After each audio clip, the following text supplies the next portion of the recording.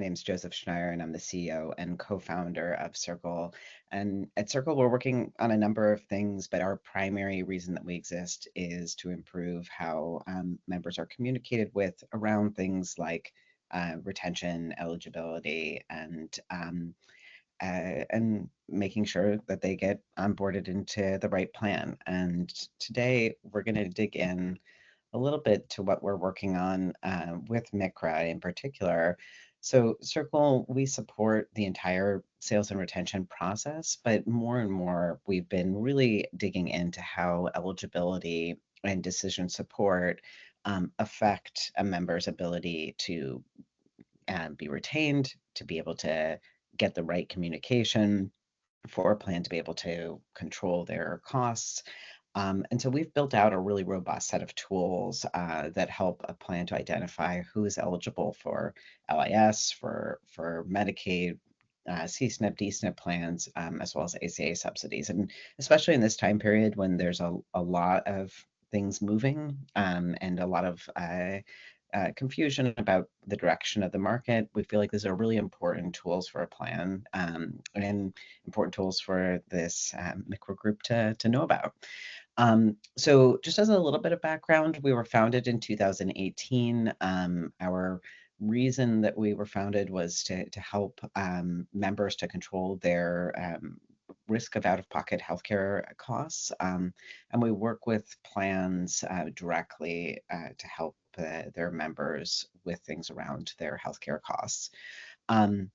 In terms of eligibility and decision support, right now we support real-time eligibility checks for LIS and for Medicaid, both for over 65 and under 65. We also have decision support for things like should somebody choose an MA plan or original Medicare with a supplement, eligibility for subsidies for ACA. And again, with the shifting rules, we think this is going to be really important for plans to have a handle on. And a couple things to note about us, we're excited about getting into the nitty-gritty with our plan partners. It doesn't scare us to see what's underneath the hood. And we know that there's a growing need to both identify who's eligible for a duals plan, and then also there's downstream effects of that, what an individual is eligible for in terms of their plan benefits, making sure those are communicated well, making sure that the broker FMO partners that are involved in this are aware of what these terms mean, how to determine if somebody is eligible. We see this all as one cohesive action that needs to be supported.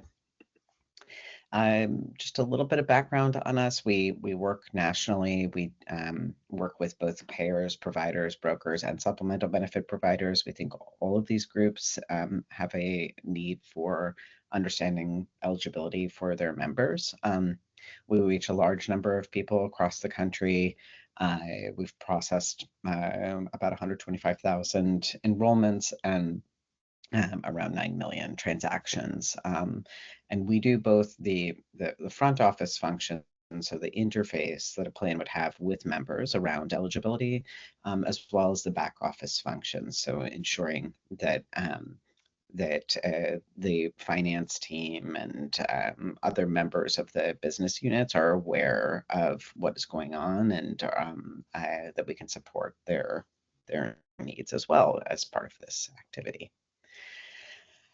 So we are based in New York and in Nashville. Our core executive team is made up of myself. I've been working in healthcare for over 18 years, both in the US and internationally. I've worked on lots of sides of healthcare, both on the provider side. I've done a lot of public health work around medication adherence, so really understand how to communicate information to members in a way that it makes sense to them.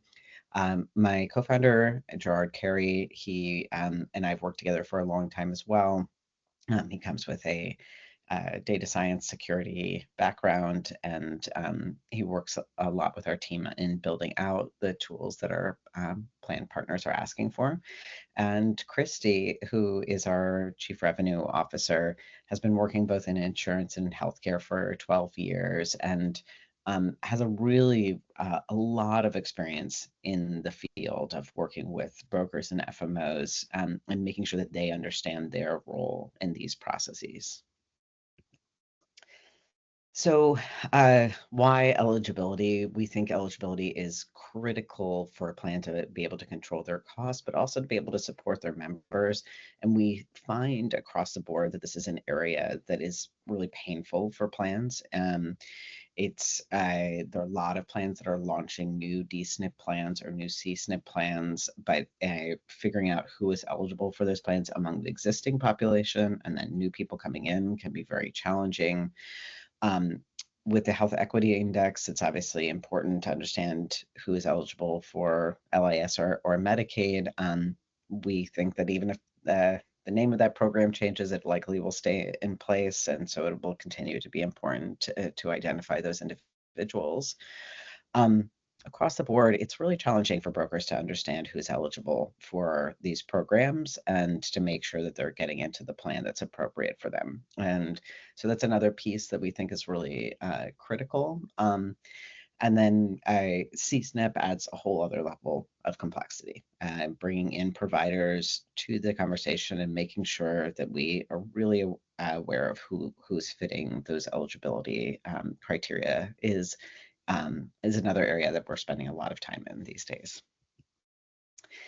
So I'm going to just give a few examples of how we can help to sort of ground this a little bit. So when we talk about Medicaid eligibility for seniors, there can be a misconception that a lot of people, that most people know if they're eligible for Medicaid, but there's both a problem of people who are eligible um, uh, not knowing that they're eligible, not signing up for it, maybe not signing up for it because they're not aware that it exists, not signing up for it because of stigma. But the estimates are between 10 to 23% of your current population that could be eligible for a D-SNP or SNP plan are not signed up for one. And this is a real opportunity for a plan, both in terms of finances, but also sort of managing risk and making sure that that population has the focus, attention that they need. So what we do in this is that we're able to provide a tool that can stand alone or can integrate in with an existing shopping and enrollment platform to identify who's eligible for these plans and to communicate out with that member. Um, and this obviously increases the rate for each of those members and has a real financial benefit for a plan, both in managing costs and in increasing premium. A couple other things with this population that we do. So eligibility and retention are the things that we look at. One of the key ways to retain the duals population, just really like proven out method of retaining this population, is ensuring that they get in for their annual wellness visit. The percentage of people who churn if they do not go to an annual wellness visit, if they are a duals member, is really high. It's about 23%, but that decreases down to 16% just by going to an annual wellness visit. So we look at like, what are the concrete things you need to do with this population immediately after identifying that they should be in one of these plans. And this can help them in, obviously, help you in a lot of ways that we know for annual wellness visits, but also just directly in ensuring that the individual stays with that plan. So part of the ways that we do that is during an enrollment with a member of this type, we identify things like their primary language and their preferred mode of communication. These things can be real challenges with this population down the road. So we try to get that information in as soon as possible so that the individual gets retained for a longer period of time. A couple other things, once you have somebody, a duals in this identified, making sure that the communication throughout the year with them is really clear so that you renew them year over year. This is a population that has much higher rates of chronic illnesses, a lot more comorbidities. They are at higher risk of having adverse outcomes if they have an acute event. And then obviously they have higher social determinants of health. And so knowing that, the first step of identifying unlocks a lot of opportunity for strategy around how to manage this population. And I gave these percentages on the right here. Um, basically with most plans, about 74% of their membership is making up only about 5% of claims. So really small percentage. But 12% of your membership is making up 74% of your claims. And so that's the part of the population that you really want to hone in on. And the first step, obviously, in honing in on them is knowing who they are. And just one last thing on that, we can do this in a bulk review of an existing population or one-to-one. So there's lots of different ways to assist a plan, and we're really open to integrating with other MCRA members on their outreach efforts. If there are programs that you're running that where being able to identify this population could help in other ways, like if there are other groups that are working around issues like chronic conditions, being able to identify who these individuals are can be of tremendous value. Just one last case study with Blue Cross Blue Shield of Tennessee. We've for a while been working with them on identifying DSNP members, and we're now rolling out identification of CSNP members, which is really exciting for us. It does involve bringing more stakeholders to the table. So working with your provider networks and really making sure that it's clear the communication between the different stakeholders, both to ensure the initial identification of who is eligible and then the ongoing renewal and year-over-year eligibility, which means coordination of communication, coordination of making sure that the other vendors that you're working with are able to communicate with this population properly as well.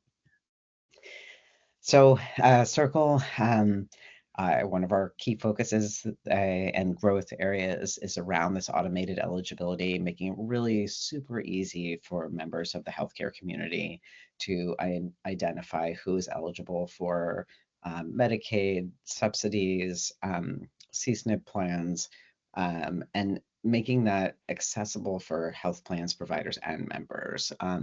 And our goal in that is that we're all better able to serve these membership base, that we know who they are, what they need, and we know how to reach them as early as possible.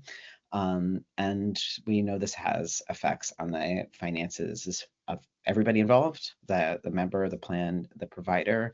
And there's really only upside in making sure that there's clarity with everybody around eligibility. And I think that this is especially important in this next couple of years when there's going to be a lot of changing rules and regulations, and it's going to be increasingly difficult to stay on top of this population. And we are really excited about helping plans to be able to stay ahead of some of the challenges that we anticipate happening in the next couple of years. So look forward to sharing more with the group, and we're excited to be joining MCRA and sharing this with you today. And our goal is to be connective tissue and to help everybody in this group to succeed, and specifically around this area of eligibility and retention. And we look forward to sharing more.